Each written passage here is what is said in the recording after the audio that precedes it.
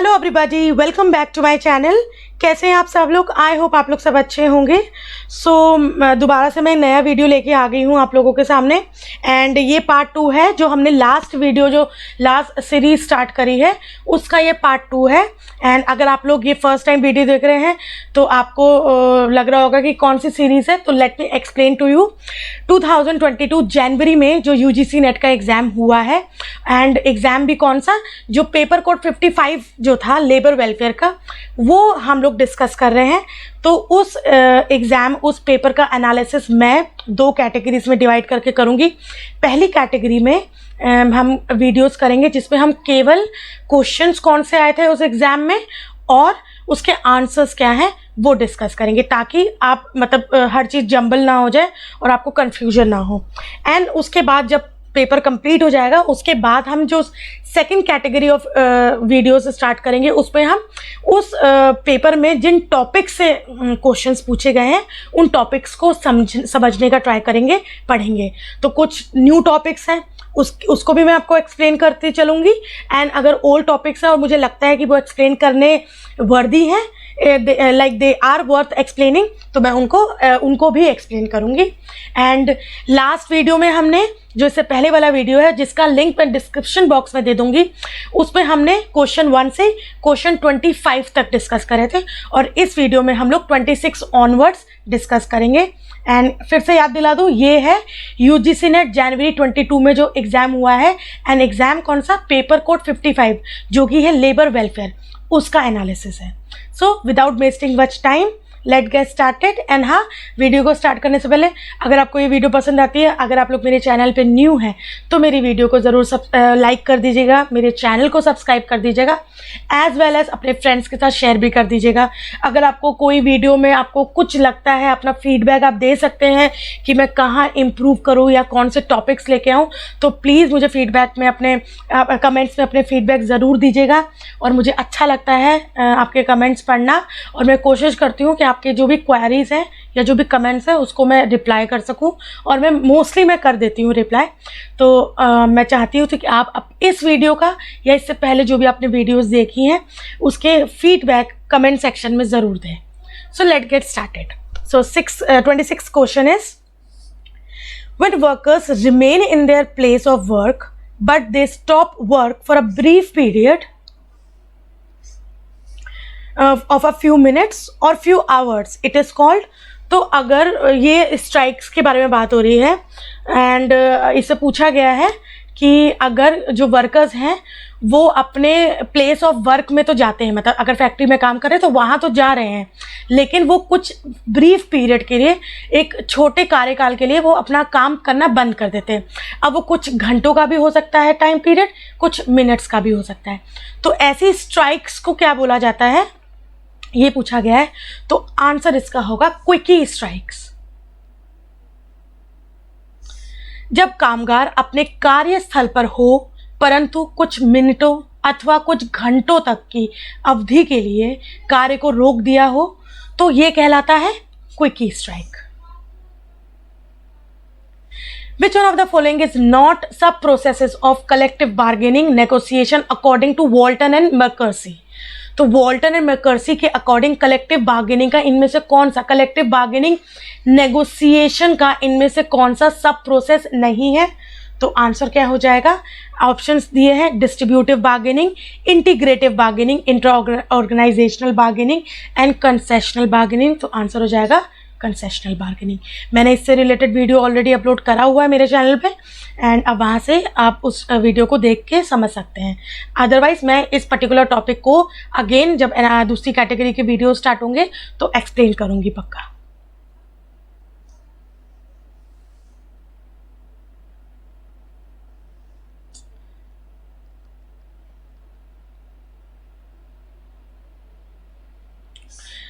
तो हिंदी में है क्वेश्चन, वॉल्टन और मैकर्सी के अनुसार निम्नलिखित में से कौन सामूहिक सौदेकारिता वार्ता की उप प्रक्रिया नहीं है?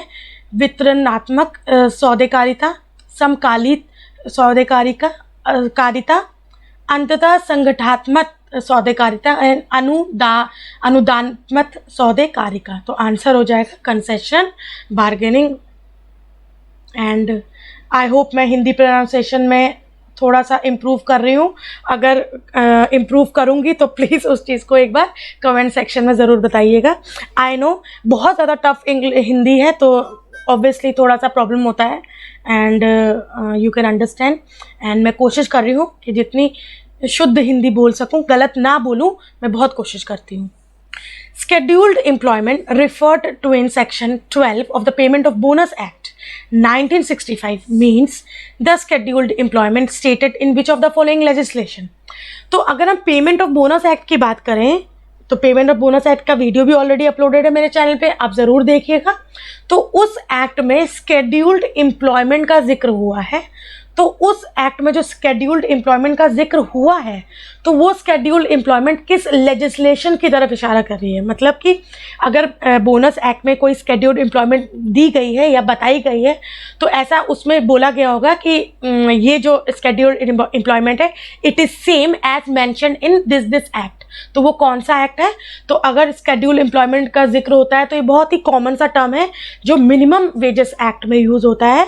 मिनिमम वेजेस एक्ट केवल वहीं अप्लाई होते हैं जो कि स्केड्यूल्ड एम्प्लॉयमेंट, जो एम्प्लॉयमेंट्स स्केड्यूल्ड एम्प्लॉयमेंट्स के अंदर मेंशन्ड हो। तो इसलिए scheduled employment is related to the minimum wages act. Bonus संदाय अधिनियम 1965 की धारा 12 के में संदर्भित अनुसूचित नियोजन का आशय निम्नलिखित किन विधानों में से किसी एक में वर्णित अनुसूचित नियोजन से है? मजदूरी संदाय अधिनियम, औद्योगिक विवाद अधिनियम, न्यूनतम मजदूरी अधिनियम या बोनस संदाय अधिनियम। तो आंसर हो जाएगा न्यूनतम मजदूरी। एंड हाँ, इसमें कंफ्यूज मत होना कि क्योंकि बोनस एक्ट के बारे में दिया गया है तो बोनस एक्ट होगा, नहीं। ऑब्वियसली कभी कभी कुछ चीज़ों का जो डेफिनेशन है वो एक डिफरेंट एक्ट में दी होती है, और अगर वही टर्म दूसरे एक्ट में यूज़ हो रही हो तो उस दूसरे एक्ट में ये मेंशन होता है कि ये वाला जो टर्म है इसका मीनिंग कहाँ से लिया जाएगा, उस पर्टिकुलर लेजिस्लेशन से। तो वही ये क्वेश्चन बता रहा है। What is the time limit for the payment of wages in case of termination of employment of an employee as per the provisions of Payment of Wages Act? तो अगर payment of wages act 1936 की बात की जाए तो उसके provisions के according अगर टर्मिनेशन होता है एक एम्प्लॉय का, तो उस टर्मिनेशन के बाद कितने टाइम लिमिट तक उसको पेमेंट मिल जाने चाहिए? क्या before the expiry of second working day from the day on which his employment is terminated, before the expiry of 2 months after the day of termination, before the expiry of second working day of the next wage period, या on the last day of the wage period on which employee was terminated। तो termination की अगर बात करें तो before the expiry of second working day from the day of his employment is terminated। जिस दिन भी उसकी employment terminate हुई है उस दिन से जो second working day है, second working day, तो सेकेंड वर्किंग डे से ख़त्म होने से पहले पहले उसको उसका पेमेंट मिल जाना चाहिए। और ये मैंने डिस्कस कहाँ करा है? Obviously payment of wages act जो मैंने वीडियो ऑलरेडी बना रखी है उनमें डिस्कस करा है। मैं डिटेल्स ज़रूर दूंगी, प्लेलिस्ट जो एक्ट है उनकी प्लेलिस्ट डिस्क्रिप्शन बॉक्स आप ज़रूर चेक कर लीजिएगा। उसमें आपको मैं सारे के सारे जो एक्ट हैं जो इस पर्टिकुलर पेपर में डिस्कस किए गए हैं या इनसे क्वेश्चन आया है, वो सारे एक्ट्स के जो वीडियोस हैं अगर मेरे चैनल पे हैं तो मैं उसके लिंक डिस्क्रिप्शन बॉक्स में ज़रूर दूंगी। मजदूरी संदाय अधिनियम 1936 के उपबंधों के अनुसार किसी कर्मचारी के नियोजन के समापन के मामले में मजदूरी के भुगतान का समय सीमा क्या है? तो समय सीमा है उसके नियोजन की समाप्ति के दूसरे कार्य दिवस की समाप्ति के पूर्व। The cost of living index number, question number 30, the cost of living index number is taken into account in connection with which of the following act? तो कौन से एक्ट में कॉस्ट ऑफ लिविंग इंडेक्स के बारे में mentioned है या उसके बारे में बात हुई है? तो ये कौन से एक्ट के बारे में बात हुई है? मिनिमम वेजेस एक्ट के बारे में। तो मिनिमम वेजेस एक्ट में स्केड्यूल्ड एम्प्लॉयमेंट के बारे में बात हुई है। एंड मिनिमम वेजेस एक्ट में जो मिनिमम वेजेस हैं वो किस चीज़ को ध्यान में रख के सेट होंगे, तय होंगे? तो जो किस चीज़ को, कॉस्ट ऑफ लिविंग इंडेक्स को ध्यान में रख के सेट होते हैं। तो आंसर क्या हो जाएगा? Minimum wages. निर्वाह सूचकांक का ध्यान इनमें से किस अधिनियम के संदर्भ में रखा जाता है? समान परिश्रमिक अधिनियम, बोनस संदाय अधिनियम, न्यूनतम मजदूरी अधिनियम या मजदूरी संदाय अधिनियम। तो आंसर हो जाएगा न्यूनतम मजदूरी अधिनियम। What should be the minimum size of number of representatives in the Joint Management Council? Joint management council में जो मिनिमम साइज है नंबर की, मिनिमम इतने तो होने ही चाहिए, तब जाके जॉइंट मैनेजमेंट काउंसिल का गठन हो सकता है। तो वो नंबर क्या है? तो आंसर क्या हो जाएगा? 6। एंड जॉइंट मैनेजमेंट काउंसिल में वीडियो में जब दूसरा वीडियो करूंगी तो उसमें मैं डिस्कस कर दूंगी। संयुक्त प्रबंधन परिषद में प्रतिनिधियों की न्यूनतम संख्या क्या होनी चाहिए? केवल 6। In which year the federation of Indian chamber of commerce and industry was formed? तो फीसी या फिक्की जो है वो कौन से ईयर में कौन से ईयर में उसका फॉर्मेशन हुआ था? तो आंसर क्या होगा? 1927। तो ये अगर मैं आपको बताऊं, जो अब धीरे धीरे जो एग्ज़ाम का पैटर्न है वो समवॉट चेंज होता जा रहा है। अगर आप आज से कुछ साल पहले की बात करो, 2-3 साल पहले की बात करो, तो इतने बहुत ज़्यादा इस टाइप के क्वेश्चंस नहीं आते थे कि मैनेजमेंट से रिलेटेड कोई ऑर्गेनाइजेशन है, कॉमर्स एंड इंडस्ट्री से रिलेटेड कोई ऑर्गेनाइजेशन है तो उसके जो फॉर्मेशन का ईयर, या ट्रेड यूनियन के फॉर्मेशन का ईयर। लेकिन फ्रॉम पास्ट 5 ईयर्स आप बोल सकते हो, लास्ट 5 या 4 सालों से ऐसा हो रहा है कि अब थोड़ा सा जो कॉम्प्लेक्सिटीज़ ऑफ द क्वेश्चन वो इंक्रीज़ हो रही हैं, जो टफनेस है ऑफ द एग्ज़ाम वो इंक्रीज़ हो रहा है, एंड उसकी वजह से इस टाइप के क्वेश्चंस भी इंक्लूड किए जा रहे हैं अदर देन द कोर्स, जो सब्जेक्ट से रिलेटेड है। ये कहीं ना कहीं आप जनरल अवेयरनेस, जनरल नॉलेज से रिलेटेड जो क्वेश्चंस है उसको आप बोल सकते हो। तो ये भी आपको पढ़ना उतना ही ज़रूरी है, क्योंकि अगेन एक एक क्वेश्चन इम्पॉर्टेंट होता है, एक एक मार्क्स इम्पॉर्टेंट होता है। कभी कभी नेट लोगों का 1 मार्क से रह जाता है, पॉइंट या डेसिमल से रह जाता है, कभी कभी जीआरएफ डेसिमल से रह जाता है। तो जो इम्पॉर्टेंट है वो क्या है कि आप कोशिश करेंगे जितने करेक्ट क्वेश्चंस मार्क कर सकते करें। अगेन इसमें नेगेटिव मार्किंग बिल्कुल नहीं होती है, तो ये एक अच्छी बात है, पॉजिटिव बात है। तो आप कोशिश करें कि जितना अच्छे से डीपली पढ़ पाएँ उतना पढ़ें। एंड ऑब्वियसली मैं अपने चैनल में जो वीडियोस बनाती हूँ उससे उस वजह से मतलब वो सब ध्यान में रख के बनाती हूँ कि मैं जितना हो सके इम्पॉर्टेंट प्रोविजंस को इंक्लूड करने की कोशिश करती हूँ, ताकि जो भी इंसान, जो भी स्टूडेंट मेरा वीडियो देख रहा है उसको वो वीडियो इनफ रहे उस पर्टिकुलर क्वेश्चन के लिए या उस पर्टिकुलर एक्ट के लिए। उसको बियॉन्ड जाके कुछ और ना सर्च करना पड़े, कुछ और ना देखना पड़े। तो ये मैं अपने चैनल के थ्रू ये कोशिश कर रही हूँ कि वीडियोस इस टाइप से फ्रेम करूँ, इस टाइप से बनाऊँ और उन टॉपिक्स को इंक्लूड करूँ जिन टॉपिक से रिलेटेड प्रीवियस ईयर्स में क्वेश्चंस आए हैं और आने वाले टाइम पे आ सकते हैं। 33rd is in which industrial policy resolution the following statement is given? तो इंडस्ट्रियल पॉलिसी रेजोल्यूशन, कौन से इंडस्ट्रियल पॉलिसी रेजोल्यूशन में ये पर्टिकुलर स्टेटमेंट दिया गया है? और वो स्टेटमेंट क्या है? In a socialist democracy, labor is a partner in the common task of development and should participate in it with enthusiasm. एक सोशलिस्ट डेमोक्रेसी में लेबर एक पार्टनर है in a common task of development और उसको enthusiasm के साथ उस चीज़ में पार्टिसिपेट करना चाहिए। तो ये किस पॉलिसी रेजोल्यूशन में बोला गया है? आंसर हो जाएगा industrial policy resolution of 1956। Important question है और मैं कोशिश करूंगी कि इसको जब हम टॉपिक्स एक्सप्लेन करेंगे, डिस्कस करेंगे, उसमें मैं इंक्लूड करूं।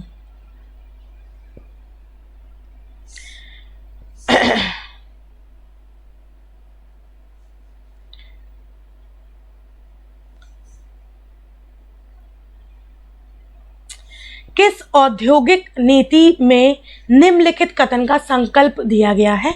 समाजवादी प्रजातंत्र में श्रमिक विकास के सामान्य कार्य के भागीदार हैं और उससे पूरे उत्साह के साथ प्रतिभागिता करनी चाहिए। समाजवादी प्रजातंत्र में श्रमिक विकास के सामान्य कार्य में भागीदार है और उसे पूरे उत्साह के साथ प्रतिभागिता करनी चाहिए। तो आंसर हो जाएगा इंडस्ट्रियल पॉलिसी यानी औद्योगिक नीति संकल्प 1956। Which approach suggests that there is no best way to handle any management problem and there is no best organization structure to suit all situations? कौन सा दृष्टिकोण ये सुझाता है कि प्रबंधन में किन्हीं समस्याओं से निपटने का कोई उत्तम मार्ग नहीं है और किसी भी स्थिति के अनुरूप कोई उत्कर्ष संगठनात्मक संरचना नहीं है। तो ये कौन से अप्रोच में मेंशन दिया गया है? तो इसका आंसर हो जाएगा कंटिंजेंसी। तो इस अप्रोच के अकॉर्डिंग जैसी सिचुएशन होती है उस टाइप से हम मैनेजमेंट प्रॉब्लम्स को डील करते हैं, उस टाइप से हम जो मेथड्स हैं उसको फॉलो करते हैं। Control involves evaluation of inputs and taking measures before a particular sequence of operation is completed called। तो ये कंट्रोल से रिलेटेड, जो टॉपिक कंट्रोल है उससे रिलेटेड है एंड टाइप्स ऑफ कंट्रोल से रिलेटेड है। तो उसमें पूछा गया है नियंत्रण में आगत मूल्यांकन और प्रचालन में किसी विशिष्ट क्रम की पूर्णता में पूर्व किया जाने वाला मापन क्या है? तो before a particular sequence operation is completed. तो कोई कंट्रोल अगर काम से पहले किया जा रहा है तो उसको बोला जाएगा फीड फॉरवर्ड कंट्रोल। अगर काम के दौरान किया जा रहा है वो कंट्रोल या मतलब इवैल्यूएशन, तो उसको कॉन्करेंट कंट्रोल बोला जाएगा। अगर काम के बाद उस काम का इवैल्यूएशन किया जा रहा है तो उसको फीडबैक कंट्रोल बोलेंगे। तो 3 टाइप के कंट्रोल्स होते हैं। Who suggested a comprehensive social system approach to management? तो social system approach to management किसने दी है? बहुत सिंपल सा क्वेश्चन है, आंसर क्या हो जाएगा? Chester Barnard. Chester Barnard is the one who has given social system approach to management. किसने प्रबंधन के एक समग्र सामाजिक तंत्र के दृष्टिकोण का सुझाव दिया है? Chester Barnard. Taylor advocated functional foremanship to introduce what? तो फंक्शनल फोरमैनशिप जो टेलर द्वारा एडवोकेट किया गया था वो किस चीज़ को इंट्रोड्यूस करने के लिए, मतलब उस फंक्शनल फोरमैनशिप में किस चीज़ को लाया गया है, किस चीज़ को समझाया गया है या किस चीज़ को इंट्रोड्यूस किया गया है? तो उसका आंसर हो जाएगा स्पेशलाइजेशन। अगर आपको याद हो फंक्शनल फोरमैनशिप में क्या है, जैसे कि टेलर की साइंटिफिक मैनेजमेंट जो एक बहुत ही ज़्यादा पॉपुलर टॉपिक है, उसमें we have techniques of scientific management and we have principles of scientific management. Techniques में सबसे पहली टेक्निक है फंक्शनल फोरमैनशिप। फंक्शनल फोरमैनशिप में क्या होता है? Let me erase it first. मैं आपको थोड़ा सा यहाँ पर एक ओवरव्यू दे रही हूँ, मैं अगेन जब हम टॉपिक करेंगे उसमें समझाऊंगी। वैसे मैंने ये चीज़ समझाई हुई है साइंटिफिक मैनेजमेंट के चैप्टर में, वीडियो में। फंक्शनल फोरमैनशिप में जो हमारा डिपार्टमेंट है वो 2 डिपार्टमेंट्स में, ऑर्गेनाइजेशन 2 डिपार्टमेंट्स में डिवाइड की जाती है। We have planning department, we have production department. Production department and planning department. और प्रोडक्शन में हमारे पास 4 बॉसेस होते हैं या मैनेजर्स होते हैं एंड प्लानिंग में 4 मैनेजर्स होते हैं।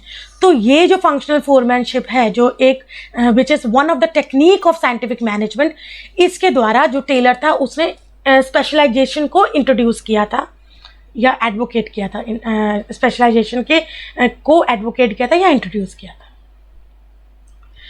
The believe that conflict is a natural and inevitable outcome in any group is associated with which of the following? यह विश्वास कि संघर्ष किसी दल का प्राकृतिक एवं अवश्य संभावी परिणाम है, निम्नलिखित में से किससे संबंधित है? तो आंसर क्या हो जाएगा? Human relation view of conflicts. तो आंसर हो जाएगा ह्यूमन, संघर्ष के मानव संबंध का दृष्टिकोण।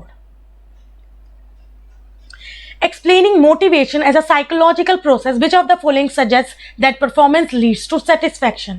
तो ये मोटिवेशनल थ्योरी से क्वेश्चन है। तो कौन सी मोटिवेशनल थ्योरी में ये दिया गया है कि परफॉर्मेंस जो है that will leads to satisfaction. तो अगर आपने ढंग से मोटिवेशनल थ्योरीज पढ़ी हो तो मोटिवेशनल थ्योरीज में पॉटर एंड लॉरेल की जो थ्योरी है उसमें ये चीज़ बोली गई है। Leader member relationship, degree of structure and leader position, power are the dimensions of which of the following leadership theory? तो leader member relationship, degree of structure and leader position, power. ये कौन सी leadership theory के dimensions हैं? तो ये है contingency theory के dimensions. And again मैं इस टॉपिक को जो कि है लीडरशिप एंड इट्स थ्योरीज, इसको मैं डिस्कस करूंगी अलग से। निम्नलिखित में से किस नेतृत्व सिद्धांत में नेतृत्व सदस्य संबंध संरचना के सोपान नेतृत्व की स्थिति, शक्ति एवं आयामों का उल्लेख किया गया है? तो आंसर हो जाएगा आकस्मिकता का सिद्धांत। Consider the following statement under Minimum Wages Act and identify the combination of false। तो अभी इंपॉर्टेंट देख लो, क्वेश्चंस को ढंग से पढ़ना भी उतना ही इंपॉर्टेंट है जितना क्वेश्चंस को करेक्टली मार्क करना। क्वेश्चन को ढंग से पढ़ने में ये समझ में आता है कि क्वेश्चन में पूछा क्या गया।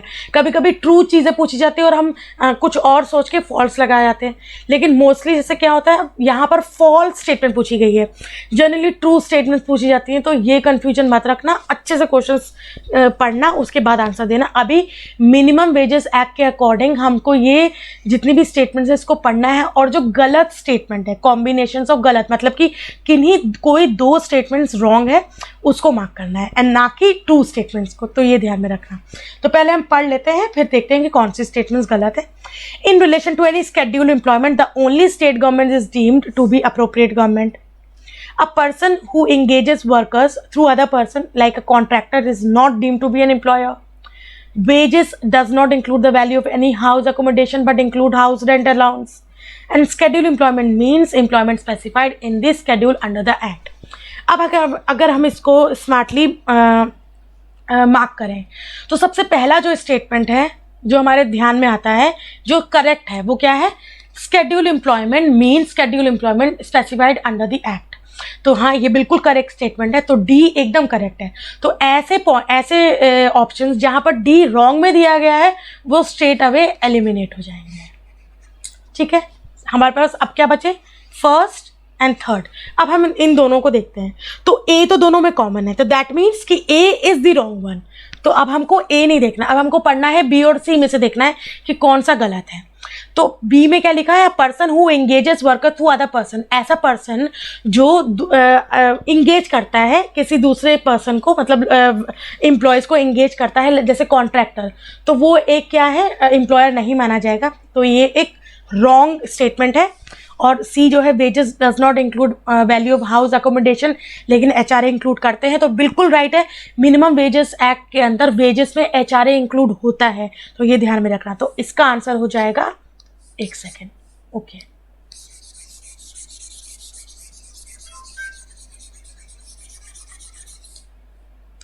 इसका आंसर हो जाएगा ए एंड बी। तो ए और बी जो है ये, अच्छा मैं इसको हाईलाइट, ओके मैं आंसर्स अब से हाईलाइट करूंगी। ठीक है, तो A and B is the correct answer but the wrong statement. Okay, चलिए आगे बढ़ते हैं। Which three of the following are the main objectives of performance appraisal? इनमें से कौन से तीन स्टेटमेंट्स ऐसे हैं जो कि परफॉर्मेंस अप्रेजल के मेन ऑब्जेक्टिव्स हैं? तो हम लोग पहले ऑप्शंस पढ़ लेते हैं, फिर हम देखते हैं। पहला है statement, improving the job performance and identify potentialities of employees. क्या ये हो सकता है? देखते हैं, आगे पढ़ते हैं। To identify the needs and areas for further training of the employees, to promote the grievances among the employees, to make the compensation plan move rationally linked with the performance. तो एक तो बात सबसे इंपॉर्टेंट ये है कि किसी भी परफॉर्मेंस अप्रेजल का ऑब्जेक्टिव ये नहीं हो सकता कि वो ग्रीवियंसेस को प्रमोट करें, मतलब कि जो क्लैशेस ऑफ ओपिनियंस होता है या जो डिससेटिस्फैक्शन है उसको प्रमोट करें। तो ये तो स्ट्रेट अवे गलत ही हो जाएगा। तो ये वाला जो है इसको रॉन्ग है। तो आंसर क्या होगा? आंसर हो जाएगा A, B and D.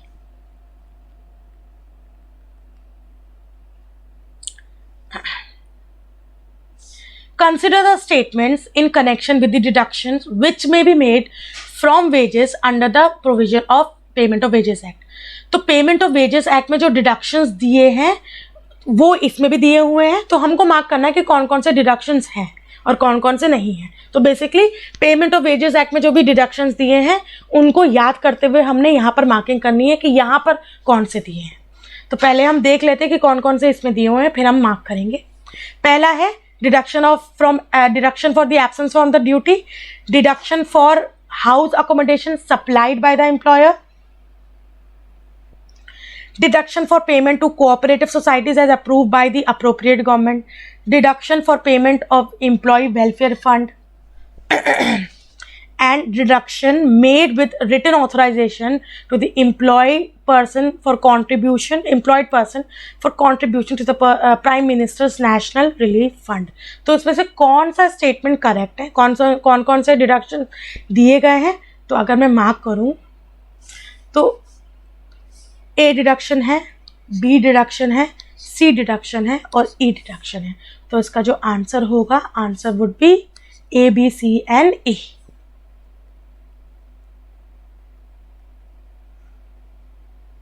Consider the statement in connection with any dispute to the amount of gratuity payable to an employee under Gratuity Payment Act।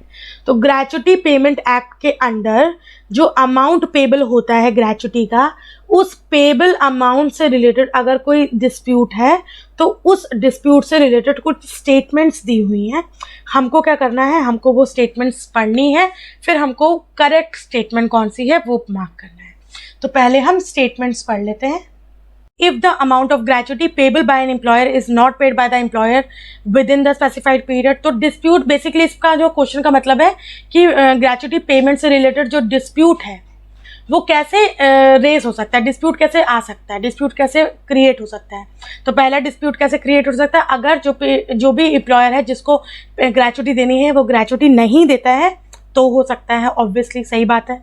Then where there is a dispute with regard to the determination of payment of gratuity, the employer or employee raising the dispute may make an application to the controlling authority for deciding the dispute। correct, ऐसा है कि employ जो भी raise कर रहा है dispute वो किसी कंट्रोलिंग अथॉरिटी को एप्लीकेशन दे सकता है कि वो डिस्प्यूट को डिसाइड करे। Then the controlling authority is required to conduct an inquiry and without giving a reasonable opportunity for being heard determine no गलत। विदाउट गिविंग रीजनेबल अपॉर्चुनिटी तो बिल्कुल नहीं होता कि एक दोनों चाहे डिस्प्यूट कोई भी अराइज कर रहा हो, दोनों पार्टीज को अपना अपनी बात कहने की जो अपॉर्चुनिटी वो मिलती है। तो ये तो स्ट्रेट अवे गलत है कि ये हो ही नहीं सकता।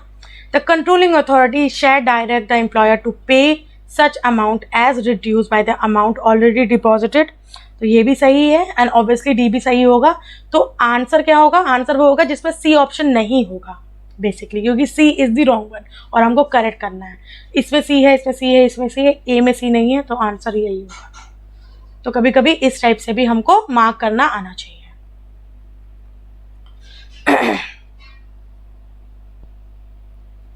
Consider the following statement in connection with the constitution of state welfare boards under the provision of Building and Other Construction Workers Regulation of Employment and Condition of Service Act 1966.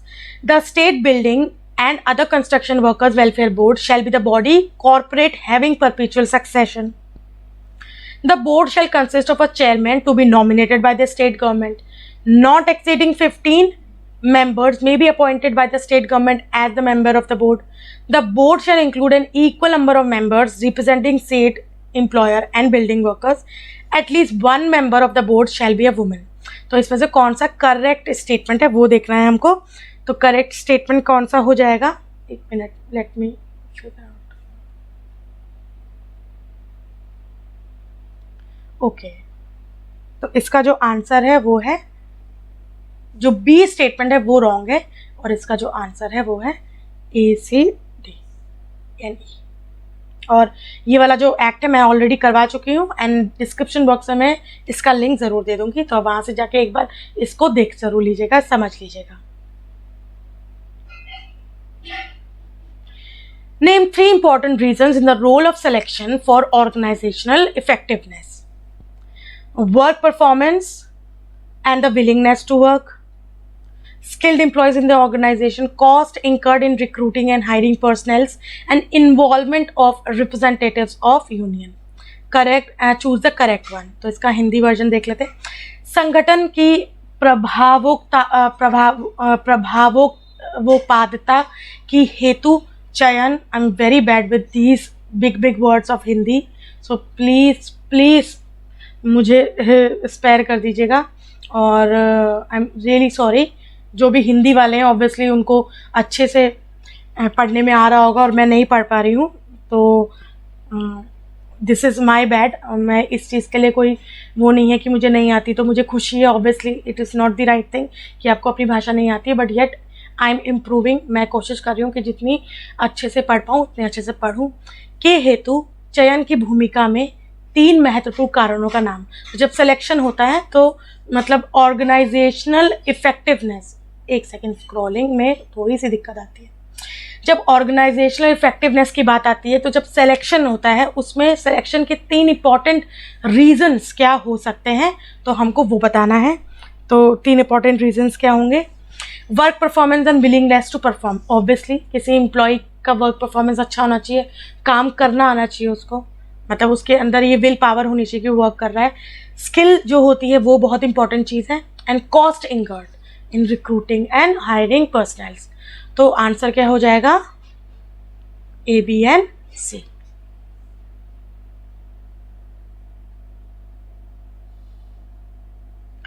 Which of the following are the theories of labour welfare? इनमें से कौन सी labour welfare की theories है? Theory of adequacy of wages, philanthropic theory, trusteeship theory, theory of efficiency and theory of responsibility। तो इसका answer क्या होगा? तो एक तो देखो, एक तो बहुत कॉमन सी थ्योरी है जो आई थिंक सबको पता होती है, दैट इज ट्रस्टीशिप थ्योरी, ठीक है। और एक और है, वो क्या है? Philanthropic theory.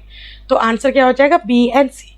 तो ये जो थ्योरीज हैं वेलफेयर की हैं और इससे रिलेटेड मैंने वीडियो ऑलरेडी अपलोड किया हुआ है, प्लीज़ वहाँ से जाके देख सकते हैं।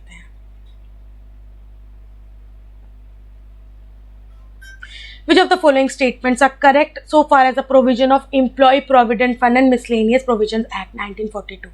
तो इनमें से कौन सा स्टेटमेंट करेक्ट है इस पर्टिकुलर एक्ट के प्रोविजंस के according? It makes provision for pension scheme including family pension. हाँ, ये तो करेक्ट है। It makes provisions for employees deposit linked insurance scheme. Yes, it is also right. The provision of the employees provident fund are not included, not applicable to the cooperative societies employed less than 40 persons working with the aid of power. इसको हम देखते हैं, शायद ये गलत हो सकता है। And there is no wage ceiling under employees. तो this is also wrong. तो D तो wrong है, और अगर हम ऑप्शंस की बात करें तो जहाँ जहाँ D होगा वो wrong होंगे। तो ये तीनों चीज़ें रॉन्ग है and A and B wrong है। Obviously C is also the wrong. तो करेक्ट आंसर क्या होगा? A and B are the correct one. Which of the following items the work committee में normally deal with as per the approved list of Indian labour conference? Indian labour conference के according इनमें से कौन सी चीज़ों से, item से work committee deal करती है? तो पहला है conditions of work such as ventilation, lighting, temperature, sanitation. हाँ, इससे डील करती है।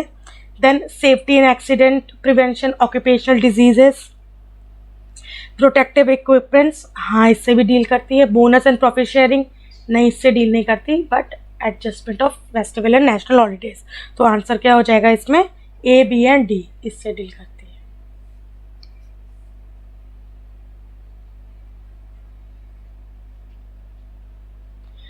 एंड आज की वीडियो का जो लास्ट क्वेश्चन है वो है consider the following statement under contract labour regulation and abolition act. Contract labour regulation and abolition act 1970 से रिलेटेड ये कुछ स्टेटमेंट्स हैं, इसको हमको देख के करेक्ट स्टेटमेंट, करेक्ट ऑप्शंस को देखना है। Gazetted officers of government are to be appointed as registering officers, क्या ये स्टेटमेंट सही है? The licence issue to the contractor is transferable, then license issued to a contractor may be revoked if it is found that the license for obtained misrepresentation, right? A right है, B बिल्कुल wrong है, absolute it is not transferable। Licence रद्द हो सकता है अगर पता चले कि मिसरिप्रेजेंटेशन के थ्रू, किसी फ्रॉड के थ्रू लाइसेंस लिया गया है। And an aggrieved person may within 30 days from the date on which order is communicated to him prefer an appeal to the appellate authority officer. Yes, it is absolutely right. तो answer क्या हो जाएगा? A, C and D. So with this I and my video. I hope आपको ये video पसंद आया होगा, समझ में आया होगा। ज़्यादा कुछ टफ चीज़ें हैं नहीं, मैंने बस क्वेश्चन और उसके आंसर डिस्कस करे हैं। जो टॉपिक्स हैं वो मैं एक अलग कैटेगरी की जब वीडियो सीरीज़ लेके आऊँगी उस पर डिस्कस करूँगी। तो ऑब्वियसली ये जैसे ही क्वेश्चन पेपर्स वाला सीरीज़ खत्म होगी तो उसके तुरंत बाद वो वाली सीरीज़ में स्टार्ट कर दूँगी। एंड आई होप आपको ये वीडियो पसंद आया होगा। अगर आप लोग मेरे चैनल पे न्यू हैं, अगर आपने ये वीडियो फर्स्ट टाइम देखा है, तो मैं रिक्वेस्ट करूँगी कि आप जो फर्स्ट वीडियो था, मतलब कि फर्स्ट से 25 क्वेश्चन तक वाला जो वीडियो था, आप उसको भी ज़रूर देखिएगा। तो इसमें कोई ऐसा रूल नहीं है कि आप पहले ये नहीं देख सकते, पहले वो नहीं, दे आर जस्ट क्वेश्चंस, तो आप आगे पीछे करके देख सकते हैं। एंड यस, अगर आपको वीडियो पसंद आई हो तो मेरे चैनल को ज़रूर से ज़रूर सब्सक्राइब कर दीजिएगा, लाइक ज़रूर करिएगा एंड अपना फीडबैक कमेंट सेक्शन में ज़रूर दीजिएगा। सो नेक्स्ट वीडियो लेके मैं जल्दी आऊँगी। Till then keep learning, stay connected with me, be healthy, keep smiling and yes, bye bye.